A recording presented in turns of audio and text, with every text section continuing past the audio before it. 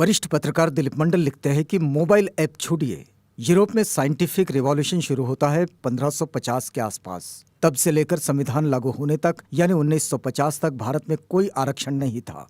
दुनिया में बड़े बड़े आविष्कार हुए। भारत में एक जाति के पास पढ़ने लिखने ज्ञान पाने का एकाधिकार था। सिर्फ उन्हीं के लिए गुरुकुल वगैरह थे। हालांकि अंग्रेजों के आने के बाद शिक्षा के कुछ द्वार अन्य जातियों के लिए भी खुले, फिर भी वर्चस्व तो ब्राह्मणों का ही कायम रहा। इस दौरान उनके द्वारा किए गए एक आविष्कार का नाम बताइए। अपने इस्तेमाल में आने वाली एक मशीन का नाम बताइए जिसका आविष्कार इन विश्व गुरुओं ने किया हो। किचन देखिए, अपने कमरे में देखिए, कोई एक मशीन, कोई एक उपकरण, एक खोज जिससे जिंदगी आसान हुई हो, उम्र लंबी हुई हो। बताइए, क्या आपके रसोई घर में कोई भी उपकरण है जिसका आविष्कार भारत में हुआ है? Gas, lighter, exhaust fan, cooker, microwave, OTG, mixer grinder, water purifier, bulb, electric chimney. औरतों को गुरुकुल से दूर रखने से यही होगा।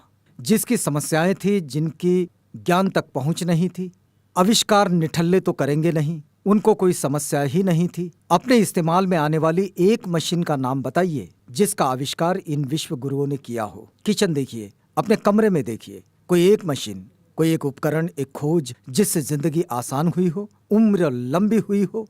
बताइए, क्या बनाया इन लोगों ने? दुनिया बदलने वाले आविष्कार किन लोगों ने किए? ताला बनाने वाले पीटर हेनलिन ने घड़ी बनाई। वर्कशॉप में काम करने वाले जेम्स वॉट ने भाप का इंजन बनाया। सुनार रुंटजेन ने प्रिंटिंग प्रेस बनाया। ज्ञान और श्रम के मिलन से आविष्कार हुए। भारत में जन्मजात ज्ञान वाले सबके सिर पर बैठ गए और श्रम करने वाले नीच मान लिए गए। दोनों का मेल कभी हुआ ही नहीं।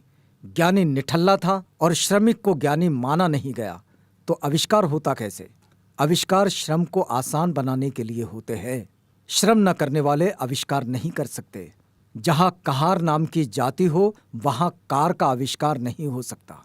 धोबी नाम की जाति हो, वहां वॉशिंग मशीन का आविष्कार नहीं हो सकता।